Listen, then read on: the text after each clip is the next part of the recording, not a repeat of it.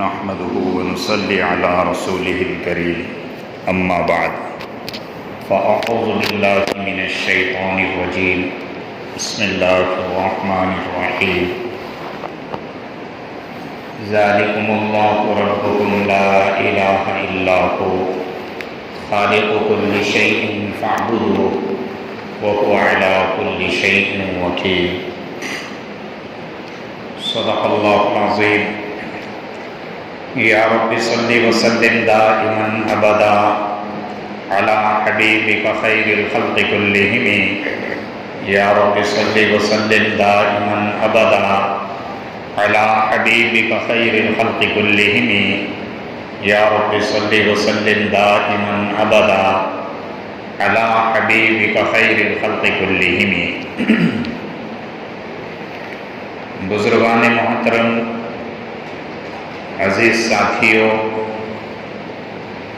بات چل رہی تھی کہ اللہ رب العزت نے کائنات میں بہت ساری مخلوقات پیدا فرمائی ہے۔ ان مخلوقات میں سے حساس مخلوق، ذی شعور مخلوق 4 قسم کی ہے۔ سب سے پہلی جانور، حیوان، دوسری فرشتے، تیسری جنات و شیاطین اور چوتھی انسان۔ حیوان کے تعلق سے بھی بات آ چکی ہے، فرشتوں کے تعلق سے بھی بات آ چکی ہے، جنات و شیاطین اور انسان سے متعلق بات باقی ہے، اسی کو ذکر کرنا بھی ہے اور اسی کو پورا کرنا بھی ہے۔ اللہ رب العزت نے یہ 4 قسم کی مخلوقات کو صرف پیدا ہی نہیں فرمایا بلکہ ان کے حقوق بھی رکھے ہیں۔ پچھلے جمعہ میں بتایا گیا تھا کہ حیوانوں میں، پرندوں میں، جانوروں میں کیا حقوق ہے، ان کے اسلام میں کیا حق ذکر کیے گئے۔ اللہ کے رسول صلی اللہ علیہ وسلم کی ایک حدیث ذکر کی گئی تھی، لا یبولن احدکم فی جوہر، کہ تم میں سے کوئی سوراخ میں پیشاب نہ کرے۔ ایک تو وجہ یہ ہے کہ اس میں کمزور، چھوٹی چھوٹی باریک مخلوق ہوتی ہے، چیونٹی، مونگی، سانپ، بچھو وغیرہ، ان کو نقصان پہنچ جائے گا، یا یہ کہ ان کا اپنا بنا بنایا مکان ٹوٹ پھوٹ جائے گا، یا اس وجہ سے بھی کہ اگر اس میں کوئی موذی جانور ہو تو باہر نکل کر تکلیف پہنچائے گا، اس لیے منع کیا گیا۔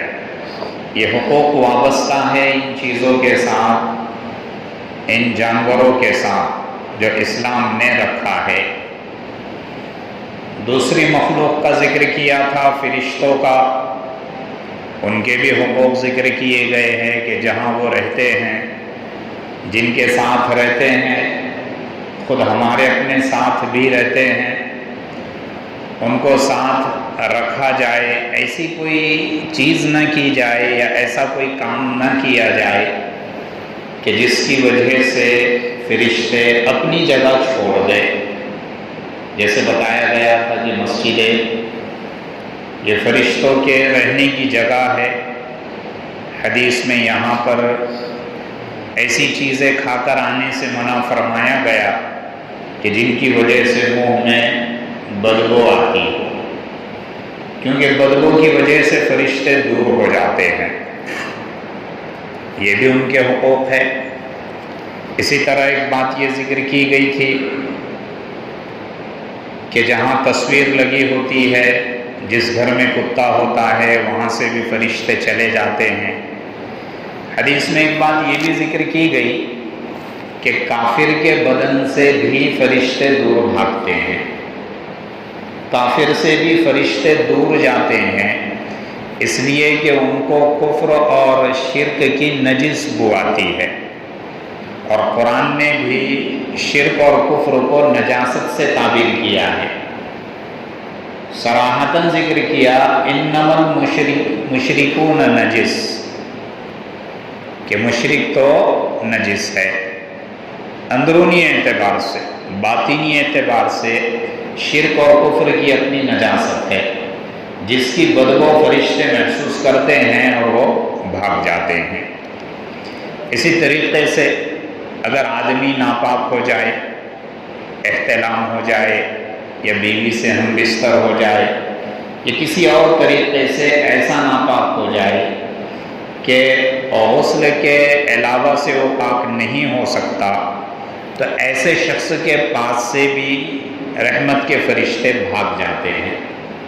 حدیث میں ذکر کیا کہ اگر کسی عذر کی بنیاد پہ اسی وقت اگر بندہ غسل نہ کر سکتا ہو تو کم از کم وضو کر لیا کرے، اور وضو کر کے سو جائے اور فجر سے پہلے پہلے غسل کر لیا کرے۔ فرشتے یہاں سے بھی کیا ہوتے ہیں؟ دور بھاگتے ہیں۔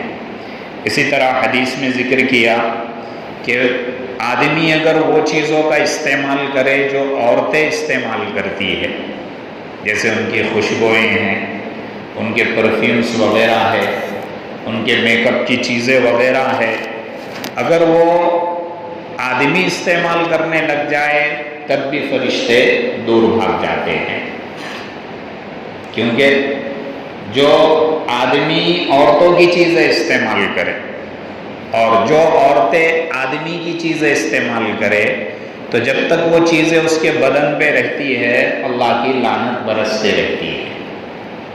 میرے باپ کے لیے اس میں بڑا سبق ہے کہ ہم اپنے گھر کے چھوٹی بچی اور بچیوں کو، لڑکا اور لڑکی کو اس میں تمیز نہیں کرتے۔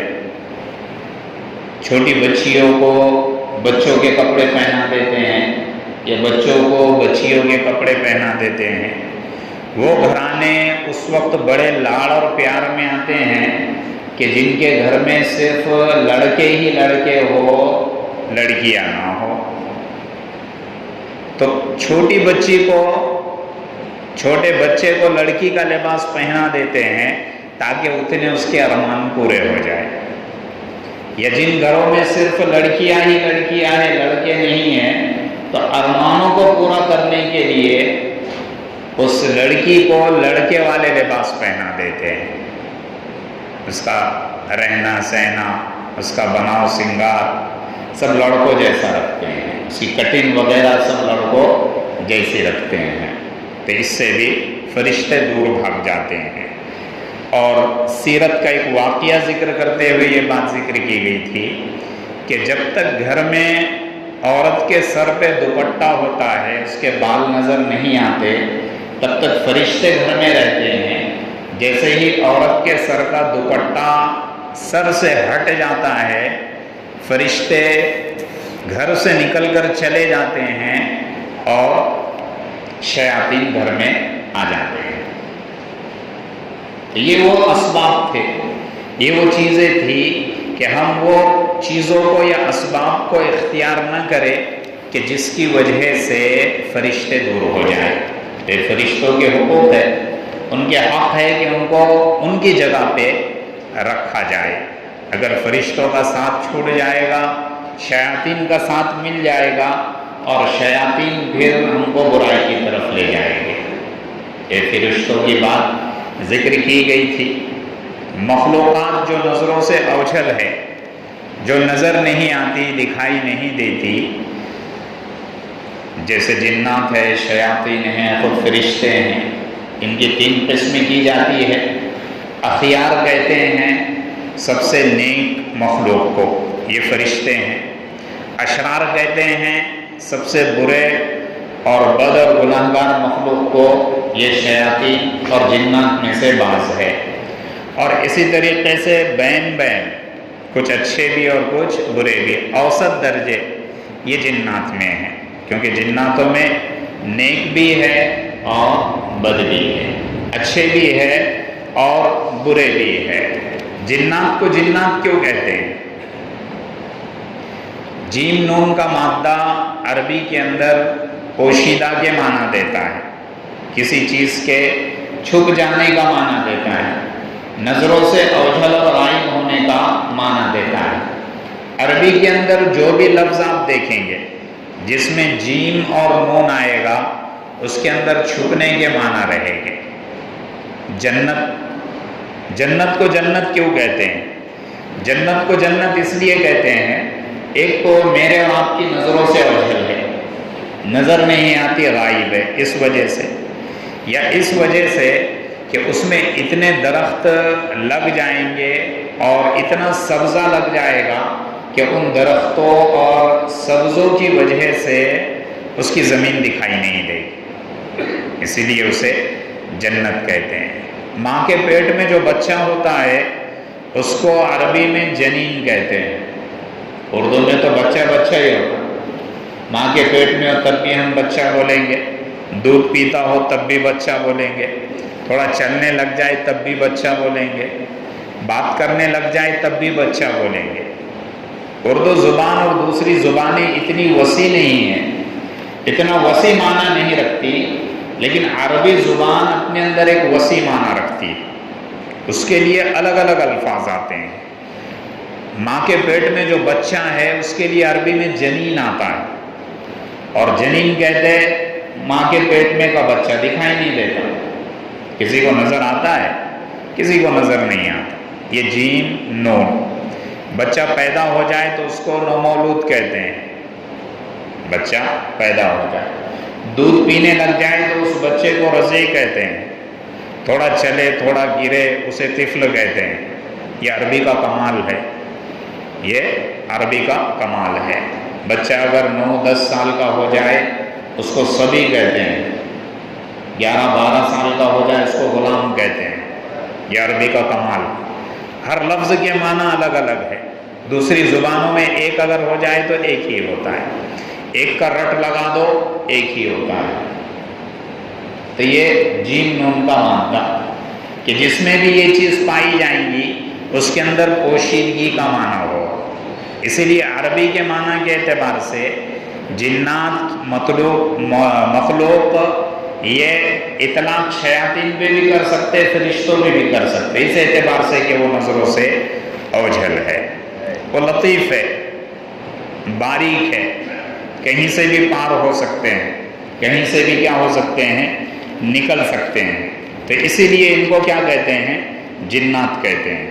اللہ رب العزت نے ان کے مستقل حقوق ذکر کیا ہے، جناتوں کی بھی حقوق ہے، جیسے جانوروں کے حقوق ذکر کیے گئے پچھلے جمعہ میں، فرشتوں کے حقوق ذکر کیے گئے، جناتوں کی بھی حقوق ہے۔ اب آپ کہیں گے کہ جناتوں کے کیا حقوق ہے؟ جناتوں میں کئی قسم کے جنات ہیں، الگ الگ جماعتیں ہیں۔ ایک تو وہ جماعت ہے جناتوں کی جو انسانوں کے ساتھ میں رہتی ہے، اس جماعت کو عامر یا عمار کہتے ہیں، یہ مکانات میں بھی ساتھ آتی ہے، یہ دکانوں میں بھی ساتھ آتی ہے، یہ جہاں جاتے وہاں پہ ساتھ میں رہتی ہے۔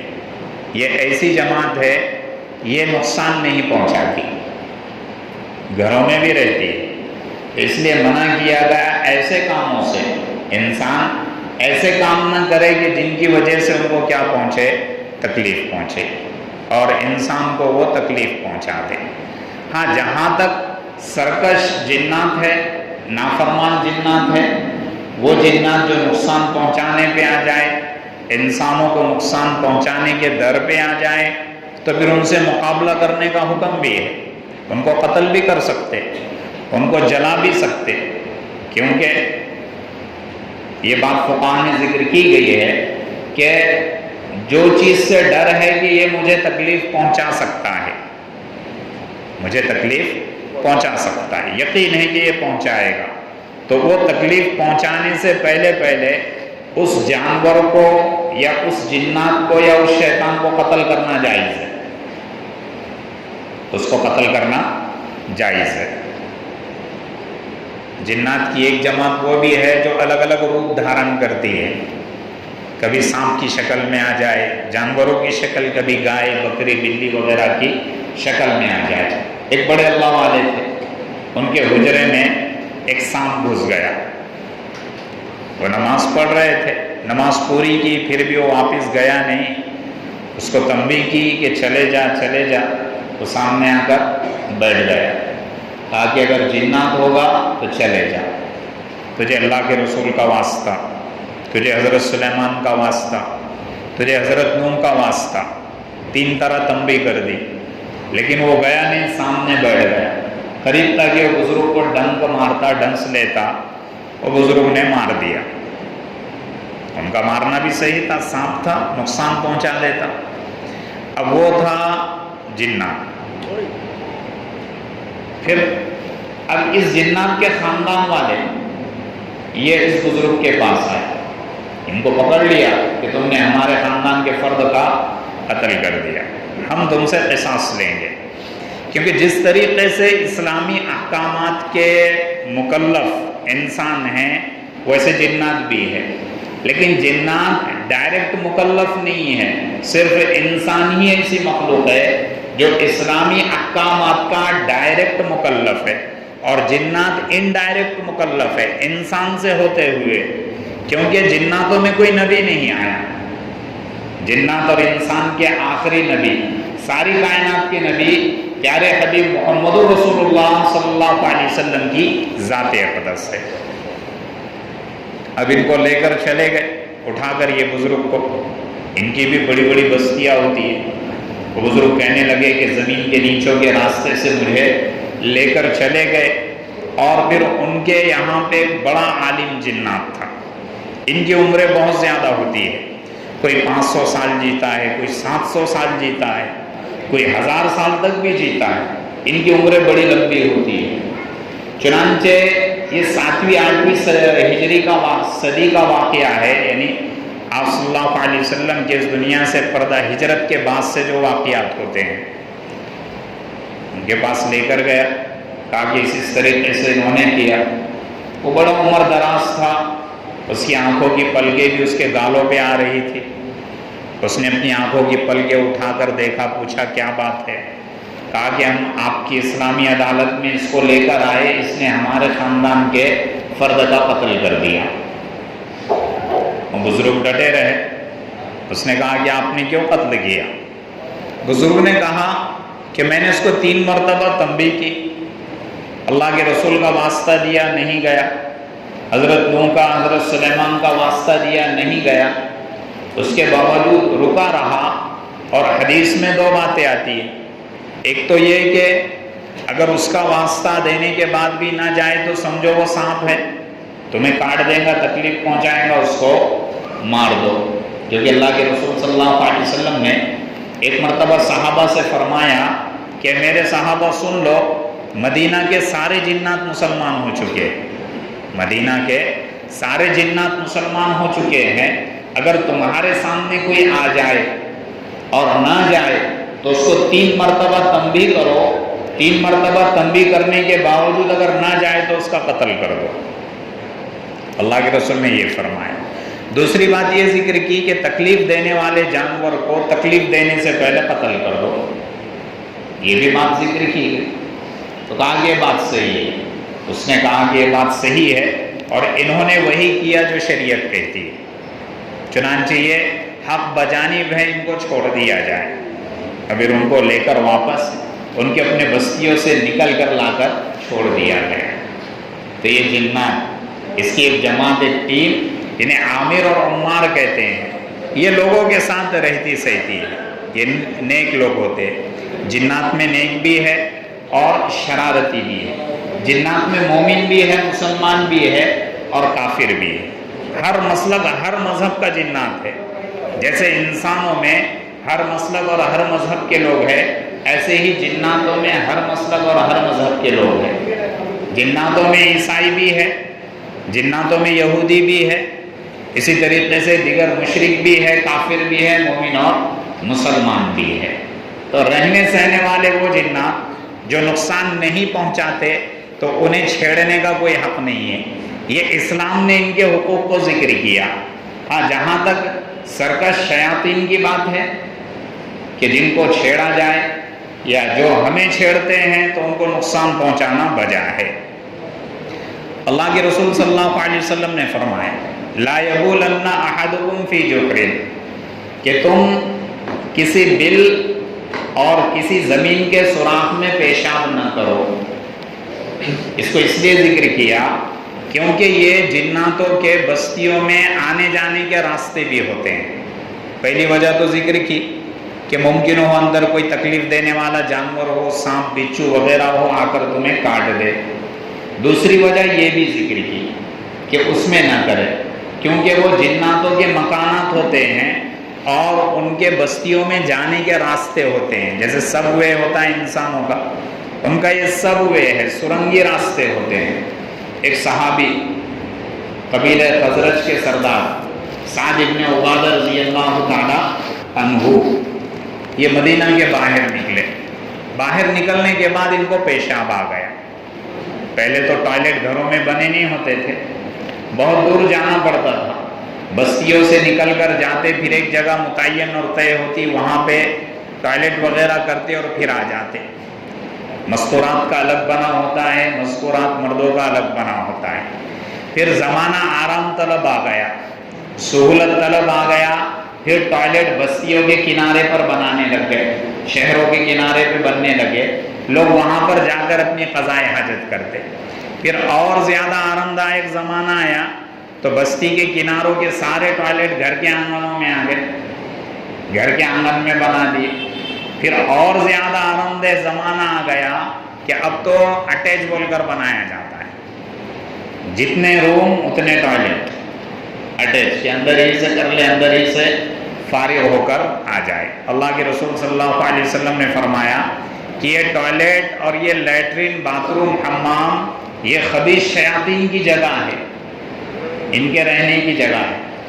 بہرحال سعد ابن عبادہ رضی اللہ تعالیٰ عنہ نے بستی کے باہر، مدینہ کے باہر زمین کے ایک سوراخ میں پیشاب کر دیا.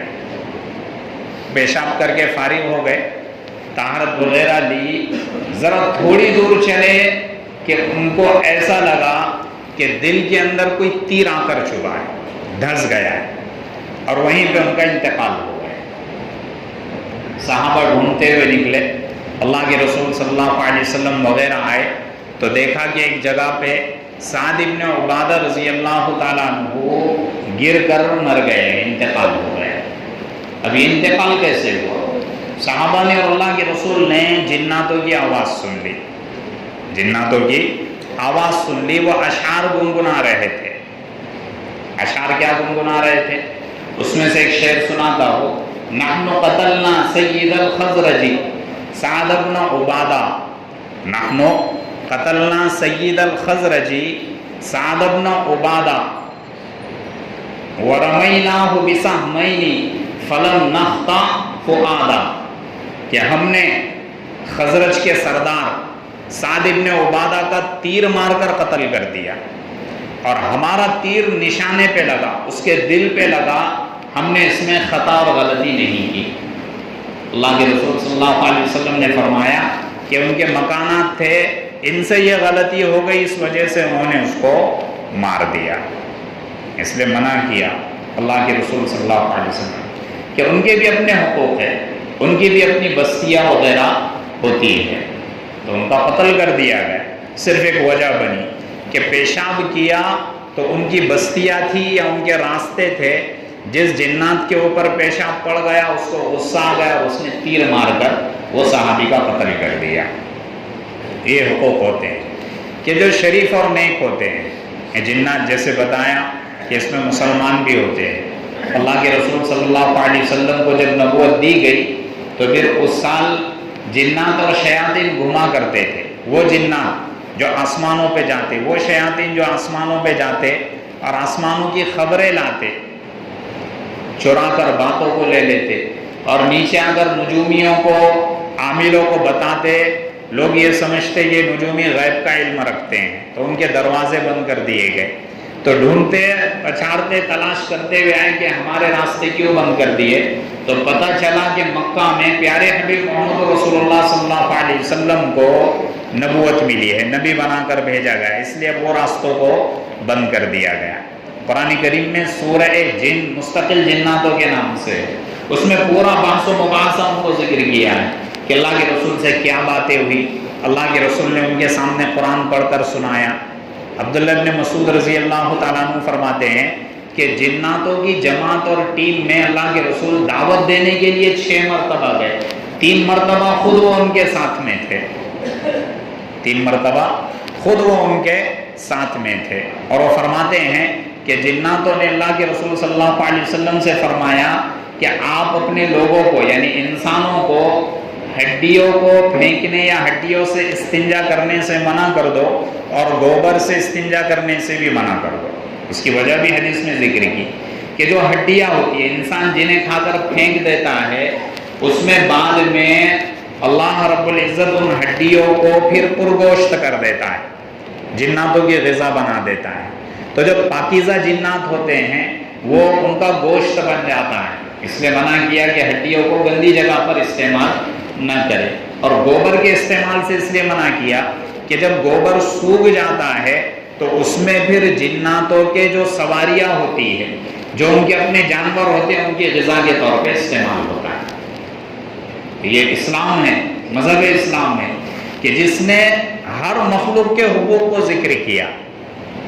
پچھلے جمعہ میں بھی بتایا، چرندے پرندے جانوروں کے حقوق کو ذکر کیا، فرشتوں کے حقوق کو ذکر کیا، جناتوں کے حقوق کو ذکر کیا، تو پھر انسانوں کے حقوق کو کیوں ذکر نہیں کرے؟ اللہ کے رسول صلی اللہ علیہ وسلم نے منع فرمایا کہ ہڈی کو گندی جگہ پر نہ پھینکے اور گوبر وغیرہ کو بھی ایسا استعمال نہ کرے، جیسے سوکھی اوپلی وغیرہ ہوتی ہے تو کہیں نہ پھینکے، ان کو کر دے، اپنے استعمال وغیرہ میں نہ لے۔ تو یہ تو ان جناتوں کی بات تھی کہ جو انسانوں کے ساتھ رہتے ہیں، انسانوں کے ساتھ زندگی بسر کرتے ہیں، لیکن لوگوں کو نقصان نہیں پہنچاتے۔ ایک وہ جماعت ہے جناتوں کی خبیث جماعت جسے کہتے ہیں، کہ جو انسانوں کو تکلیف پہنچانے کے در پہ رہتی ہے، ان کو شیاطین بھی کہہ سکتے ہیں۔ یہ ٹیم شیاطین کی بھی ہوتی ہے، جیسے غیلان نامی ایک جماعت ہے جناتوں کی، یہ نقصان پہنچانے کے در پہ رہتی ہے۔ مان لو گھر میں چھوٹا بچے ضد کرتے ہیں، بہت زیادہ ضد کرتے ہیں، تو یہ غیلان نامی جو جماعت ہوتی ہے بچوں کو ستاتی ہے، بچوں کے اندر پرویش کرتی ہے، گھس جاتی ہے، کیونکہ لطیف بنایا اللہ نے۔ اللہ کے رسول صلی اللہ علیہ وسلم نے فرمایا کہ جب کبھی بچہ ضد کرے تو اذان دے دیا کرو بچوں کے کاموں میں۔ حضرت علی رضی اللہ تعالیٰ عنہ غمگین بیٹھے ہوئے تھے، اللہ کے رسول آئے کہ کیا بات ہے؟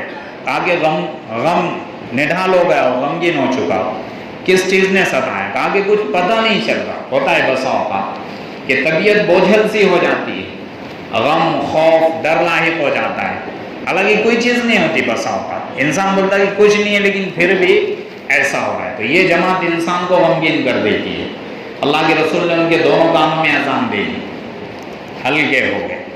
غیلان یہ جماعت بعض مرتبہ راستے بھٹکا دیتی ہے، آدمی کو جانا کہیں اور ہوتا ہے، کسی اور طرف چلے جاتا ہے، آدمی کو کسی ایک چیز میں وہ مگن کر دیتی ہے، اس گلی میں گھسنا ہوتا ہے دوسری گلی میں گھس جاتا ہے۔ آدمی اگر دنیا کرنے لگ جائے تو دنیا کا ہم اور غموم یہ جماعت اس کے دماغ میں اتنا ڈال دیتی ہے کہ اسے علم بھی نہیں ہوتا میں مسجد کے اس گیٹ سے آیا تھا، چپل اس گیٹ پہ رکھا ہے، تو ادھر جانے کے بجائے ادھر جاتا ہے۔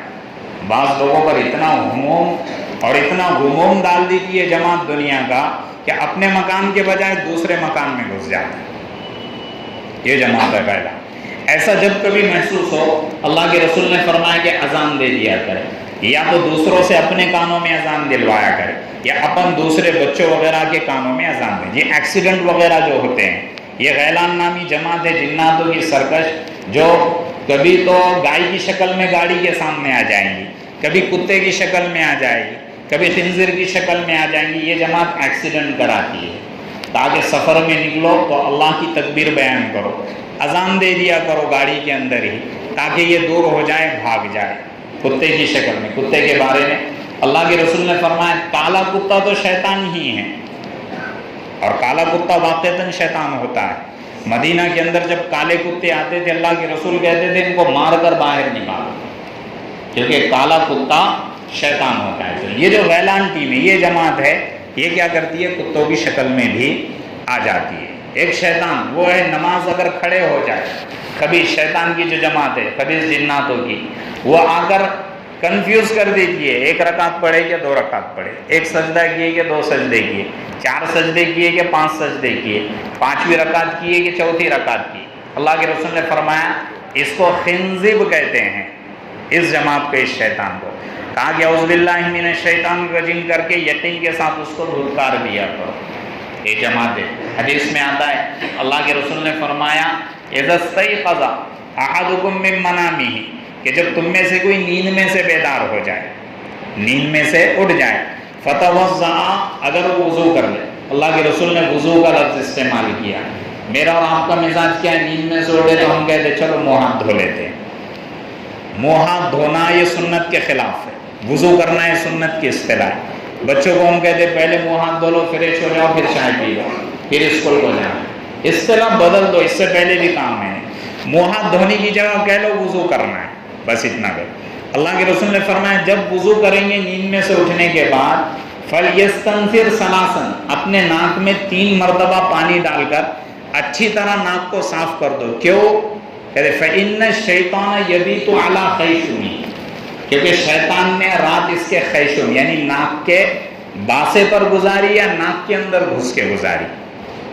یہ ناک کے اندر بھی گھس جاتے ہیں، آدمی کو سلا دیتے ہیں، فجر وغیرہ ختم کر دیتے ہیں.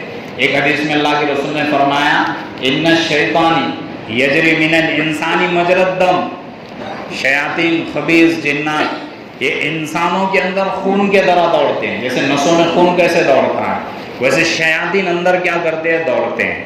محدثین نے ایک جماعت نے اس کو حقیقت پر محمول کیا ہے کہ حقیقت میں شیاطین اندر گھس جاتے ہیں، اور ایک جماعت نے کہا کہ وساوس کی طرف اشارہ کیا ہے.